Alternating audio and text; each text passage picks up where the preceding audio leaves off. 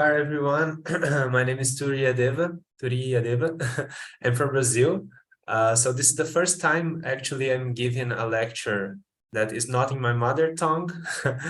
I hope you understand. You don't feel like I'm trying to force some words that don't exist in English. I will try to be as clear as possible in my discourse.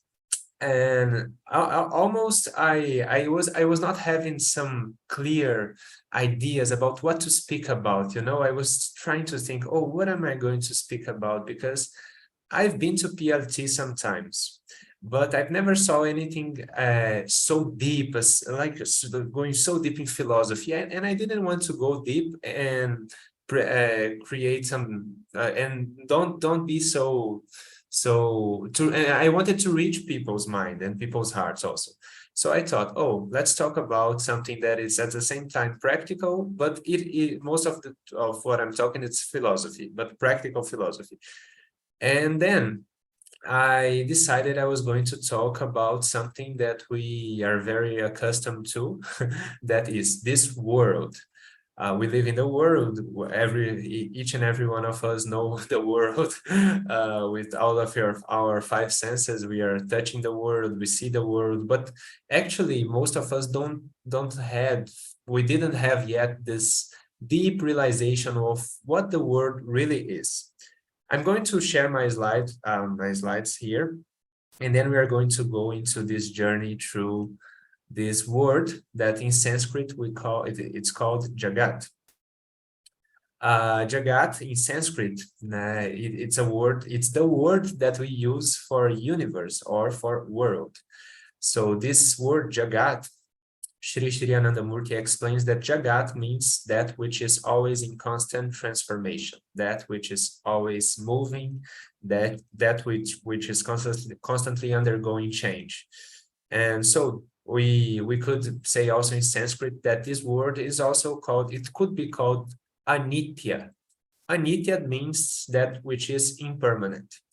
And in contrast to anitya, we have this other word, very common word in Sanskrit, that is nitya, that is permanent, eternal. So basically, we have two words, nitya, the eternal, and anitya. And anitya is a characteristic of this world we are in. It is in constant change. Everything we see undergoes change, the forms, the people, the attachment we have, the detachment we have, the relationships we are in, it is always changing. And because of that, lots of thinkers and lots of philosophers and scholars in India, they decided to criticize the world, to exclude this world from our spiritual practices, from our spiritual philosophy, because if the world is not nitya and we are searching for something eternal, we are searching for permanent happiness, we are searching for permanent peace, then this word is not useful for us, because this was the first paradigm that was predominant in India amongst lots of years. They always thought, oh, the word is not what I am looking for, so it is not useful at all in my spiritual path, because of course everything here is impermanent, everything that begins also has an end. So I need to search for that which is completely permanent, and I should not care about the impermanency of the world. My guru, Shri Anandamurti, he always criticized this kind of vision, because those who want to practice spirituality, they have a body, and this body is made of 5 fundamental factors. This body is made of 5 elements. Basically, this body is material. This body is also a part of the world. So to live in this world and also to attain higher spiritual and inner realizations, one must take care of this body, and one must take care also of the world, of the people. We live in a in a society, so we need to know the proper adjustment between our spiritual inner urge for God realization, self-realization, and our way of living as social beings. That's why Baba, my guru, always criticized those kind of views that exclude the word completely from our spiritual daily life. And he always tried to give more value also to, I will use the word mundane, but not in a negative sense, but to mundane things, to daily things, like profession, relationships, even marriage. So these are things that are part of our life and we cannot ignore them. Also, we cannot ignore that we have some desires to the world that, and these desires on Tantra, on spiritual sadhana of Tantra, they can also be converted into something more subtler. We don't need to repress or suppress our desires. It can be gradually transformed into an urge for God also, or for the self. So I'm going to talk about this presentation was made like a few minutes ago. Just kidding. But I had the idea in my mind. I just tried to put some phrases, some images, just to illustrate what I'm going to talk about. But there's nothing so important, so really deep in the presentation itself. It's just we have something to see, to be based upon. So the question comes, in India, everyone makes this question once in a while. Is this universe an illusion or is it a reality? I studied philosophy for a long time. I used to study philosophy before going to college. And also after coming out of the college, because I didn't like at all studying Western philosophy. Western philosophy did not make me satisfied. So I quit. I simply quit and I decided to study Indian philosophy by myself, like Vedanta, Tantra, Yoga, Samkhya, Vedas, Upanishads. I love this kind of studies. But unfortunately, here in Brazil, we don't have a profession like Indian philosophy teacher. That doesn't exist yet. At least academically speaking, there is no space for this kind of teachings here in Brazil. So I just gave up the dream about being an Indian teacher of philosophy at university. Now I study medicine. So things change, huh? The world is always moving, Jagat. But this question is a question very important in Indian philosophy, in Eastern and Western philosophy, the reality of the word. Sometimes Baba says also that the word sat sometimes is translated as truth, but the sat is not really truth. Sat is that which undergoes no change, that which is always permanent. This is called sat. And in Indian philosophy, Brahma, that is the supreme consciousness, is always called Satchidananda, or consciousness, no, truth, consciousness, and bliss. And Baba always translated this not as truth, but as that which undergoes no change, because it is eternal. That is Sat. And in contrast with Sat, people used to call this word Asat. Baba also agrees with that. He calls the word is Asat, not because it is not true, but it is relative. The word is a relative truth. Being a relative truth, the only thing we need to deal with the word is a kind of detachment, because we know this world exists, but it is always changing. So this is the nature of the world. But before Sri Anandamurti gave this philosophy, and also some other tantric scholars gave their philosophy, the main standpoint in India was the Mayavada. Mayavada or Vivartavada, here I use the word Vivartavada, means the doctrine of illusionism, that this world is nothing. Now I'm going to read the doctrine that the phenomenal world is but an apparent or illusory form, an unreal form from the point of the eternal Brahma. It's called Vivartavada.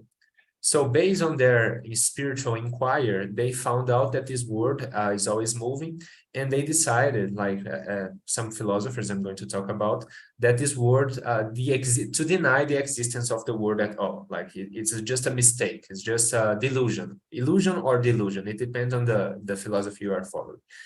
So they decided to regard all that we see, touch, feel, hear, smell, everything that we experience daily. They decided to call this just an illusory transformation of God or of Brahman. So It means that to achieve Brahman, or the highest reality, we don't need to care so much about what we eat, what we drink, what we do in the practical world, because that has nothing to do with our inner realization. This is the point of view I'm going to deconstruct also. But it is called Vivartavada. Here is the name in Sanskrit. It's important to know something about that, because one of great scholars in India, his name was Shankaracharya, or Adi Shankaracharya, he proposed this point of view. He used to say that the world is like a snake. It's like, oh, actually, Brahman, the reality is like a rope. And we mistake the rope for a snake, like in a dark room. We step on a rope and we think, oh, it's a snake. And we fear the rope being a snake. But this is nothing but our ignorance, because when you turn the light on, we see, oh, it's just a rope, and then our fear vanishes. This is a view that, this is a view that this world is nothing but a false snake. When we open our eyes, we only see the rope. And this is called Vivartavada. I'll try to be more fast because this is on the first slide. Vivartavada, Parinamavada, in contrast with Vivartavada, is a doctrine that was proposed by this other philosopher called Ramanujacharya. And he used to say that the world is not an illusion. The world is definitely a transformation, a metamorphosed form of God. So God actually transforms himself or herself in this world. This in Sanskrit is called Parinamavada. And it goes against this Vivartavada. So the first one is called Vishishtadvaita in Sanskrit. And the last one is very famous. It is called Advaita Vedanta, or Baba gives the name of Vishuddhadvaita Vedanta, the pure non-dualism, pure non-dualism. But in our philosophy, we give scope also to dualism. That is something that Anandamarga philosophy states. Okay, non-duality is real. In the absolute point of view, it is the reality, yes, because everything is one, everything is divine, everything is consciousness. But until we realize that practically, we need to live a life considering the duality, considering that there are multiple manifestations of God in this world, lots of forms, colors, different people, different personalities. This is important for our objective adjustment. Then I put here Siddhartha Gautama. We called him Buddha. The name of Buddha. Buddha is not a name. Buddha is a title, spiritual title. It means that the one who awakened. Buddha means the one who has buddhi, that is intuition. So Siddhartha Gautama is Buddha, and he is different from the other one because he was not affirming the word as illusion, but he called this word samsara. Samsara is also a term for this word, but samsara is used in Buddhism as a negative thing, a negative aspect of the word. Samsara is something we need to get out of. The whole Buddha standpoint of view is that we need to get out of this samsara, because samsara is based on dukkha, that is suffering. Because we live in this world, we are born in this world. This is the first kind of suffering. We get old, second kind of suffering. Then when we are old, we have most of people how do I say this? Go through diseases. Diseases is the third kind of suffering, and finally death. That is the fourth kind of suffering. So the being born in this world is a suffering, getting old is suffering, getting diseases is suffering, and dying is suffering. So this is called in Sanskrit Dukkhavada, the doctrine of suffering. And Buddha emphasized that we need to attain nirvana, that is, getting out of samsara, being free from suffering. That means that the ultimate goal is leaving this world and merging in the voidness, the voidness for Buddha. Because Buddha never talked about Brahman or consciousness, he talked about void. It's called Shunya in Sanskrit. So these three standpoints from Ramanuja, from Shankara, and from Siddhartha, they were always talked about by academics in the East. They always conflict against each other. Basically, there's a curious fact, because Buddhism was getting very, very big as a religion in India before the Muslim invasion. But Buddhism was very big in India. Also, it was sponsored by some kings. Some kings sponsored the religion of Buddhism. But before Shankaracharya, this man here, this philosophy, Shankaracharya, what he did was almost finish Buddhism in India. He almost extinguished the religion, because he created an argument, a very good philosophy, very strong philosophy from the point of view of the Vedas, that was the traditional religion in India. And he started arguing against the Buddhists. Buddhists are not orthodox philosophy, it's an heterodox philosophy. And so he fought the Buddhist masters, and he won by means of tarka. Tarka means arguing, in philosophical argument. He fought the masters, and almost every master of Buddhism in India was defeated by Shankara. And that happened like 19th century after Common Era. And he almost extinguished Buddhism because he had very good philosophy. But until now, until recent days, most of people in India are either they are Buddhist, or they follow Shankara, and they call themselves Hindus. Most of Hindus follow Shankaracharya philosophy. Buddhists follow this samsara philosophy. Ramanuja, some people follow him, but it's not so much. So I did put on this slideshow, but I took out like a minute ago, a passage from this book here, a commentary on the Ananda Sutra, that emphasizes a quote that Baba, a discourse given by Baba, and he was telling that if you don't adopt this standpoint that this world is also real, but is relative, we're not going to have sufficient desire to develop ourselves materially. And also, as society, we won't have this energy to construct, to develop technology, to develop material things also. That's why without this comprehension, as I'm going to call apekshika satya, we're going to go into that, because this is what Baba uses. Without the comprehension of apekshika satya, we cannot advance as a society. So that's why Didi Mitra here, Avadutika Anandamitracharya, wrote her book, Commentary on Ananda Sutra, and she tells that that is the reason why India got so poor. After some centuries, India lost all its richness because of this kind of illusionistic philosophy. Nobody gives importance to the world. So now we're going to go just a little bit more into this Vivartavada, and then we're going to explore this theory that the world is truth, but a different kind of truth. But before that, this is the famous Sanskrit affirmation, very famous in India. Sometimes it's spelled Brahma Satyam Jagat Mithya. Brahma Satyam Jagat Mithya.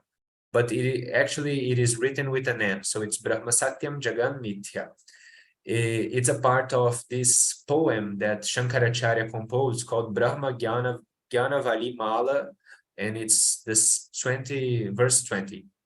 Basically, literally, what is being told here, Satyam means, in this perspective, truth, Satyam, and Mithya means literally illusion or appearance, illusion and appearance. So Jagat, the root here is Jagat, the world or the universe is Mithya, is an illusion, and the only truth, the only Satya is Brahma, the supreme consciousness. In Devanagari, we write that way. I put in the middle of the picture the way it is originally written. In Anandamarga philosophy, we would translate this as, Paramapurusha is real and the universe is false or unreal. Jagat is Mithya.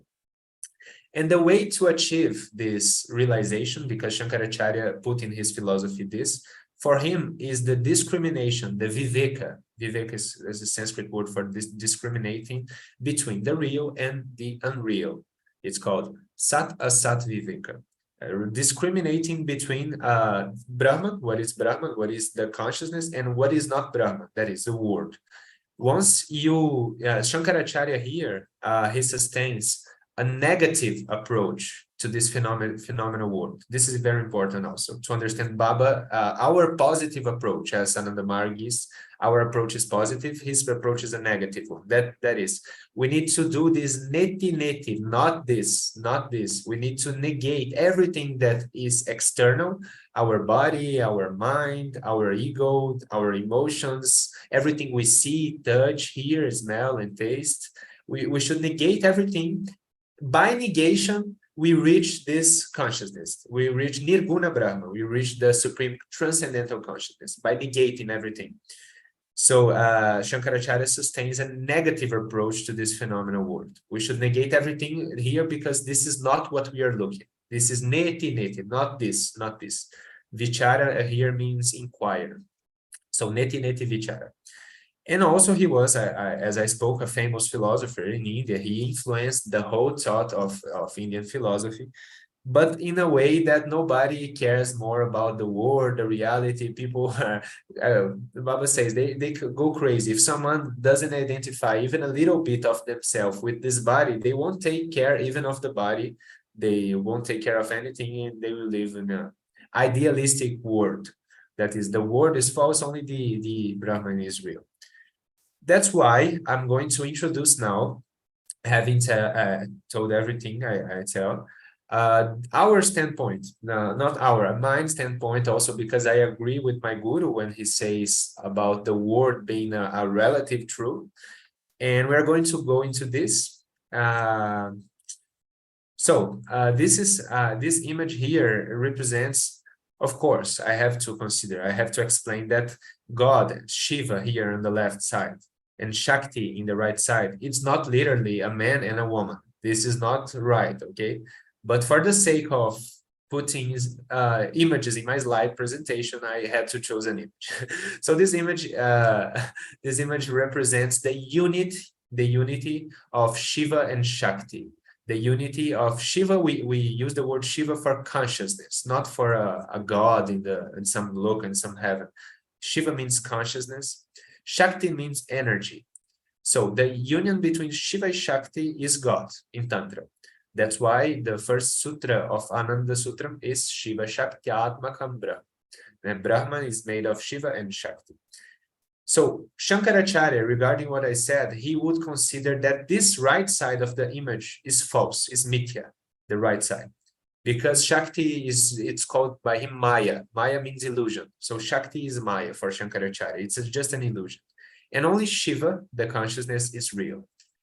Here we say clearly, we have some more words that they are very good for describing what I'm going to say now, what I'm trying to understand and to explain to you. That this reality, this that we see, in Sanskrit we have the word idam. Idam means this. This is that. Or this word here is, our philosophy considers this world we are living in as a divine manifestation created by Shakti, a divine manifestation created by the power, the energy of Brahman. So Brahman used his energy, Shiva used his Shakti, his power to create everything we see. And now we begin to understand what is the real philosophy that can be called non-dual, because it is non-dual because there is no duality between God and the world. Everything is one. And I stated, and also Baba used the word Saguna Brahman to call this word. This word is only a qualified form of Brahman, of God. And that qualified form came from it, but it is also Brahman. So at the same time, it's a transformation of Brahman, it's a manifestation of Brahman, but it is also him or she. Brahman is genderless. So Anandamarga ideology considers this Idam as that Brahman, that supreme, because everything is emanated from that infinite Brahman. This universe then is called Saguna Brahman. It's another aspect of Brahman. These are, I already said that Shiva and Shakti, they both are united from since the beginnings to the endless time. They are united. They together compose what we call God. Shakti always creating. Shakti is the force that multiplies, and Shiva is the pure awareness, pure witness, the witnessship of the universe. So this witnessship is being, the diversified, I don't know if this word exists, is being emanated, it's being transformed into many. The one becomes many. Ekoham Bahuswami. In Sanskrit, you say, God says, like, I was one and I decided to become many. Very, very famous phrase in Sanskrit. Ekoham Bahuswami. So this one still exists as oneness, but it's still, he exists within the plurality of the world. The one exists within the reality of the world. This is what we try to reach through our meditation. And this is very good, using a little bit of judgment of my own here, because this includes everything. It's not an philosophy that excludes anything. It is including everything in this creation as being God. It's not a negative approach. We don't need to negate anything. We just need to affirm that this that we are seeing. This is also a mantra. In Sanskrit, we have this practice called brahmacharya or madhuvidya or guru mantra, right? Everyone that practices this guru mantra knows that guru mantra basically is telling this here and now is that. This that I see is that supreme reality. So this is the positive approach, because we are affirming God here. We are not trying to come out of here to go beyond. That is the mean to realize and to feel God in the world. So now I'm going to just give a little bit of Baba's philosophy, more clearly speaking. I'm going to read the right part of the slide first. This Abhinavagupta, he was also a tantric. He was a tantric from like I don't know what age he lived. It doesn't matter at all. But he's telling here the same thing that our anandamarga philosophy states, that this supreme being, absolute consciousness, is manifest here in every circumstance of daily life, because it is purna, it is complete, it is full, and it is perfect. So consciousness is the cause of all things, because it is everywhere, emergent as each manifest entity. That is what I'm trying to talk about. This is very famous tantric philosopher. So in Anandamarga, the shloka, because Baba always tries to relate his philosophy to the philosophy of other teachers. So what Baba told is this word is a relative in Sanskrit. It's also apekshika or apekika. It's a relative truth, apekshika satyam. And of course, the supreme being, the supreme consciousness is the absolute truth, or the parama satyam, the supreme veracity, the supreme truth. So the word, in this point of view, is, I wrote here wrong, it's Jagadapi, not Jadapi, Jagadapi Satyam Apekshika. This word is a relative truth, and Brahman is also this truth, but it is supreme. Why? Because here in this word, we have three factors that make it, make this word Jagat, always moving. That is time, space, and person, or time, place, and person. Everything within this word is relative because it depends on the person who sees and who experiences, on the time that is being experienced, and the place where it is being experienced. So it is not fixed, it is not absolute, but it indeed is true, but in a relative point of view. Because Shankaracharya used to negate the existence of individuals, in Sanskrit the word jiva is used to acknowledge the individual reality, like I exist as an individual. Shankaracharya used to say that jiva, jagat, and ishvara, the word, the unit beings or the individuals, and the personal God, the controller, the ishvara, jiva, jagat, and ishvara, all of them are mithya, are just appearances. All of them are only nirguna. They do not exist actually. So Baba says, no. This perspective that Ananda Sutram states here allow us to recognize or to acquaint the existence of our individual self. So unit beings, jiva, have their existence acquainted by this perspective.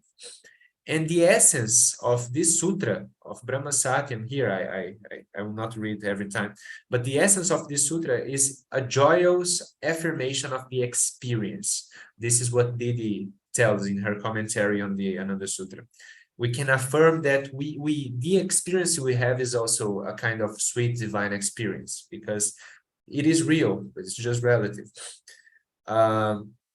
Also, Tripura Rahasya is a very famous excerpt from Indian philosophy, Tripura Rahasya, this Sanskrit name. And it is there, way before Baba wrote Ananda Sutram, it is telling us, to know all as illusion is ignorance. To know all as divine consciousness is the real knowledge, is the real jnana. So the approach is not to dismiss this word, but is to try to see everything as divine consciousness. This is what Abhinavagupta states, what Anandamurti states, and what this Tripura Rahasya always states. Also, Didi emphasized this more. Baba told us to do many things in our practical sadhana. My guru, I call him Baba also because he is a beloved, he is someone important for me. But he always emphasized us to do lots of things. And one of those things we have, it's a mantra. It's called in Sanskrit Turiiya or Turiiya. And we do normally during the bath, we try to remember this cosmic ideation through the mantra. But most of the people I know, they don't know that this part of the mantra here, Brahmar Panan, Brahma Havir, Brahmagnau, Brahmanahutan, Brahmaiva Tenagantavyan, Brahma Karma Samadhina. This portion of the mantra comes from a famous scripture in India, Indian scripture called Bhagavad Gita. The Bhagavad Gita states that Brahmar Panan, Brahma Havir, everything, that literally this act, everything I do, I try to be more general, not only the offering that we do during our practice, but everything I do is God. Not only what I do, in this case, I'm offering something, like it's an offering for my ancestors, for the rishis, for the sages, for the masters.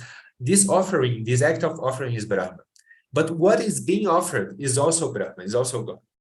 And the one who receives the offering is also God. And the one, now I'm talking about Turiiya. Turiiya that is offering Brahman to Brahman is also Brahman. So there is no ego at all, because the Turiiya itself is a manifestation of God. What is being done is God. The object that is being transformed is God, and who received this object is also God. So everything is God. They're trying to say everything is God. And by concluding once, by doing some mission in this life or some purpose you were given to do, you will be one with God. Samadhina, you attain samadhi with God. So the word Brahmahud here is very important. Baba used this word Brahmahud. You need to ascribe Brahmahud to each and every action. When you do so using your mantra or using just your ideation, you don't need to have a specific mantra. If you just have this ideation of, oh, everything I touch, everything I feel, everything I smell, everything I do is the same God manifested in these forms, then this allows you to reach this Madhu Vidya, this sweet knowledge, the sweet presence of the divine, that it is always with you. I wanted to do breakout rooms now, but I'm going to finish the slides first. There is not a lot of slides, and then we go to breakout rooms. So just let me see something. Yeah, just 3 slides. I'm going to read some Sanskrit terms and then explain them in English. This is first the translation. Here, Baba, in his discourse, very interesting discourse. I found this discourse today. The discourse is called the Omnipotent and the Omnipresent Consciousness. He quotes this Sanskrit shloka here, Vishwasya Srashtaramane Rupam. Vishwasya Srashtaramane Rupam. Literally means Brahman, or the creator of this universe, is manifesting himself or herself in innumerable forms, in innumerable colors. Literally, this means that this Vishwa means universe, literally. This Vishwa is being, it is only, but it's nothing but a manifestation of that divine consciousness in different names and forms, in different names and forms, in different conscious objects that we interact with. So the names and forms itself, Nama and Rupa, Nama Rupa means names and forms.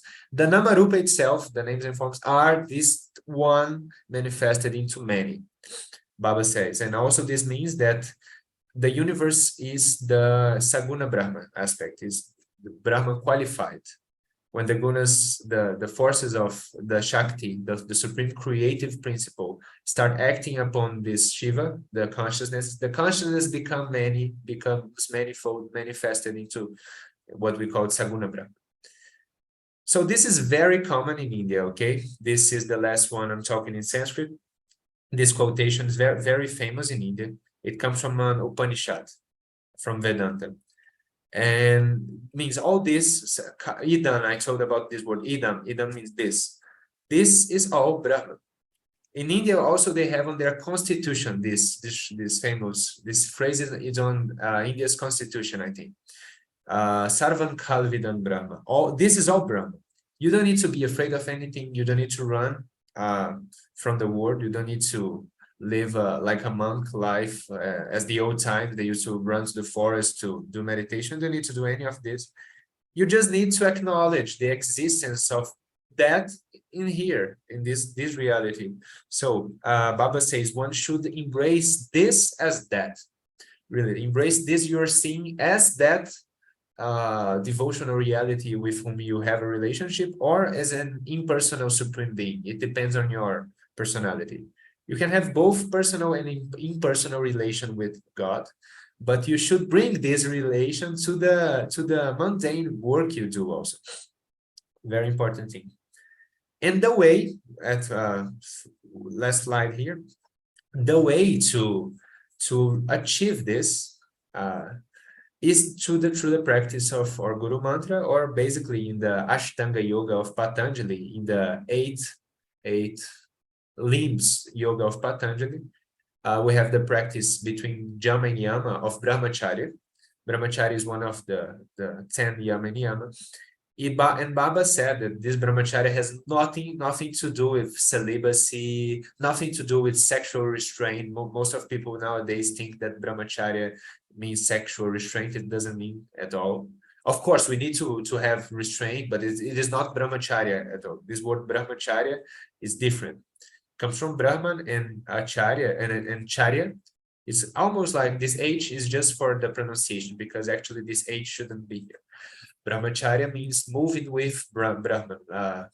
Also, how can I say? It's kind of eating Brahman. It literally, it means like you're eating the Supreme Consciousness. You're constantly thinking on the Supreme Consciousness. You can see it everywhere, and you are walking with Brahman. So Baba said in this course, anandamarga ideology and way of life, that instead of seeing the finite and superficial objects as finite, look upon them as the finite expressions, very important, expressions of the infinite or the permanent. So the word, the anitya becomes nitya, the asat becomes sat, the mithya becomes satyam, or everything I'm talking is just that this word gains almost the status of the Supreme Brahman, because you try to look at everything with this ideation. It means basically that every object, each and every object with which we have contact in the external world, we need to try to feel God as if God is appearing in different forms. Also, there is this shloka in Tantra. The shloka goes, if I can remember, it's like Uttamo Brahma Sadbhava Madhyama Dhyana Dharana Japastuti Syad Dhamma Murti Puja Dhamma Dhamma. This shloka is I'm just quoting because it's good to give reference. Everything we say, it comes from, I think it's Mahanirvana Tantra. But Baba always used this shloka to say the highest sadhana, the higher sadhana, higher than the 6 lessons, okay? Higher than the Vishesh Yoga, Sahaja Yoga, doesn't matter. Higher than all the lessons we have.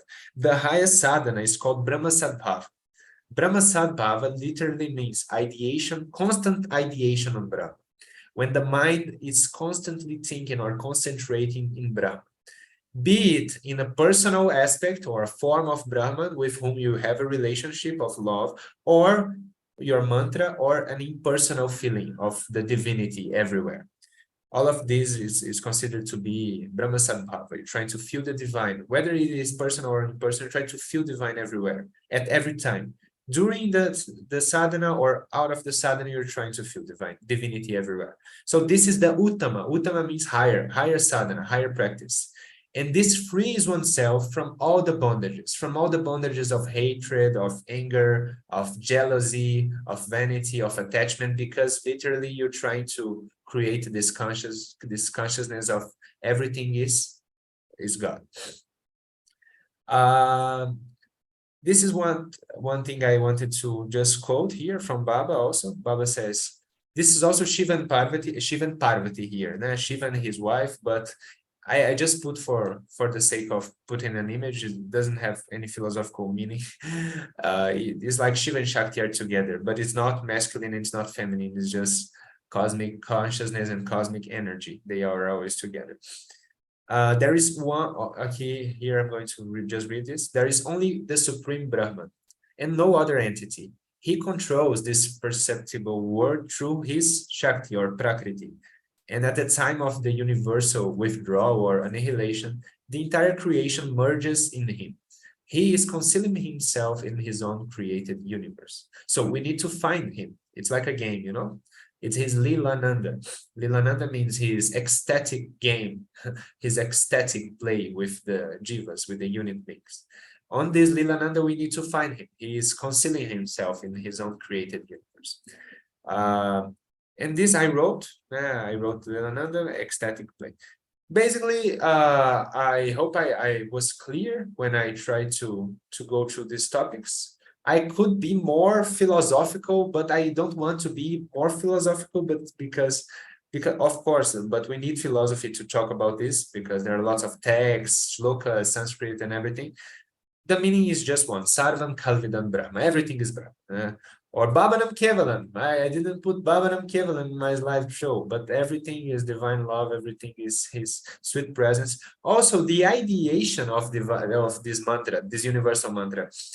Nobody knows this. Most of senior margis know, but even today, the people don't talk about what Baba said. That is the ideation on Bhavanam Kevalam, not the meaning. The ideation literally is. People don't know about this.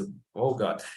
Everything I touch, everything I see, everything I hear, everything I smell is nothing but a manifestation of that divine entity. This is the meaning of Bhavanam Kirtan. We should strive to feel during Kirtan and during meditation, if you are using this mantra, that everything our senses can feel and also our mind can think everything is nothing but a divine expression of that Paramapurusha. And with this, I conclude my mini lecture here.